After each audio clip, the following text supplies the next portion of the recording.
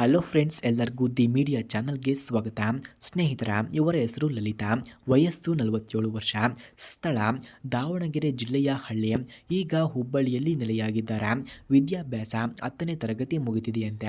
ಉದ್ಯೋಗ ಮನೆ ಕೆಲಸ, ಸರ್ಕಾರಿ ಕ್ಯಾಂಟೀನ್ನಲ್ಲಿ ಹಾಲು ಮತ್ತು ಚಹಾ ಡೆಲಿವರಿ ಮಾಡುವಂತಹ ಕೆಲಸವನ್ನು ಇವರು ಮಾಡುತ್ತಿದ್ದಾರೆ.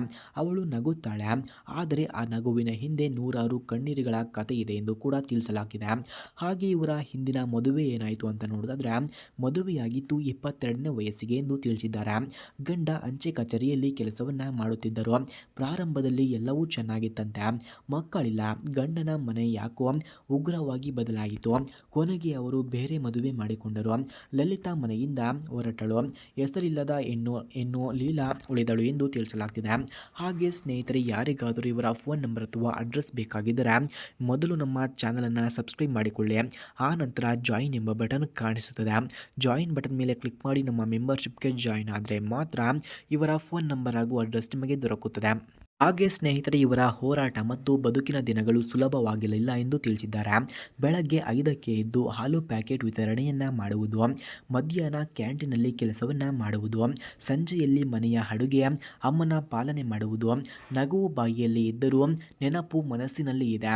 ಒಂಟಿತನದ ಬಿಕ್ಕು ಎಲ್ಲರನ್ನ ಕೇಳ್ತಾರೆ, ಆದರೆ ದಿನ ನಿಟ್ಟುಸಿರು ಬದಲಾಯಿಸುವವಳು ಯಾರೂ ಇಲ್ಲ ಎಂದು ತಿಳಿಸಿಕೊಂಡಿದ್ದಾರೆ. ಹಾಗೆ ಇವತ್ತು ಅವಳ ಬಾಳ ಕನಸು ಏನು ಅಂದರೆ, ಕಂಪನಿಯನ್ ಬೇಕೆಂದು ಅವಳ ಕನಸಾಗಿದೆ. ಒಂದಷ್ಟು ಮಾತು, ಒಂದಷ್ಟು ಸ್ಪಂದನೆ ನೀಡುವವನು ಆಗಿರಬೇಕು. ಮನೆಯೊಳಗೆ ಮೌನವಿಲ್ಲದೆ ಮುದ್ದಾದ ಮಾತುಗಳು ಇರಬೇಕು. ಬಾಳಿನ ಕಂಪನಿಯನ್ನಾಗಬಲ್ಲ ಒಬ್ಬ ವ್ಯಕ್ತಿ ಬೇಕು ಎಂದು ಕೇಳಿಕೊಂಡಿದ್ದಾರೆ. ಹಾಗೆ ಅವರಿಗೆ ಬೇಕಾದಂತಹ ಗಂಡ ಈ ರೀತಿ ಇರಬೇಕು ಎಂದು ತಿಳಿಸಿದ್ದಾರೆ. ವಯಸ್ಸು 45ರಿಂದ 55 ಆಗಿರಬೇಕಂತೆ. ವಿವಾಹಿತ, ವಿಧವಾ, ವಿಚ್ಛೇದಿತ ಎಲ್ಲವೂ ಒಪ್ಪಿಗೆ ಇದೆ. ಕೆಲಸ ಇರಬೇಕಂತಿಲ್ಲ, ಆದರೆ ಆತ್ಮ ಸ್ನೇಹ ಬೇಕೆಂಬ ಆಸೆ ಇದೆ. ದಿನದ ಕೊನೆಯಲ್ಲಿ ಜುಲೈ ಅಂತದ್ದು ಕೈ ಹಿಡಿಯುವವನು ಬೇಕು ಎಂದು ಕೇಳಿಕೊಂಡಿದ್ದಾರೆ. ಹಾಗೆ ಇವರ ಗ್ರೇಸ್ಫುಲ್ ಹಾಗೂ ರೊಮ್ಯಾಂಟಿಕ್ ಆದ ಮಾತುಗಳನ್ನು ನೋಡೋದಾದ್ರೆ, ನಾನು ಇನ್ನೂ ನಗುತ್ತೀನಿ, ಆದರೆ ನನ್ನ ಕೈ ಹಿಡಿದ್ರೆ ನಾನಿನ್ನೂ ಚೆನ್ನಾಗಿ ನಗುತ್ತೀನಿ. ಬಟ್ಟೆ ಒಣಗಿದ ಹೃದಯ ಇನ್ನೂ ನೆನೆಸಿಕೊಳ್ಳುತ್ತಿದೆ. ಪ್ರತಿಯೊಂದು ಮೌನಕ್ಕೆ ಕಂಪನಿಯನ್ನು ಉತ್ತರ ಬೇಕಾಗಿದೆ. ನಾನು ಸ್ಟೇಬಲ್ ಬಾಳಿಗೆ ಅರ್ಥವಾಗಬಲ್ಲ ಪ್ರೇಮ ಬೇಕು ಎಂದು ಹುಡುಕುತ್ತಿದ್ದೇನೆ ಎಂದು ತಿಳಿಸಿದ್ದಾರೆ. ಕೊನೆಯ ಆಹ್ವಾನ ಸ್ನೇಹಿತರ, ನಿಜವಾಗಿಯೂ ಬೇಕಾದರೆ ನಾನು ಒಬ್ಬಳಾಗಿ ಅಸ್ತಿತ್ವದಲ್ಲಿದ್ದೇನೆ, ಆದರೆ ನಿಜವಾದ ಪ್ರೀತಿಗೆ ಇನ್ನೂ ತೆರೆಯಿಲ್ಲ.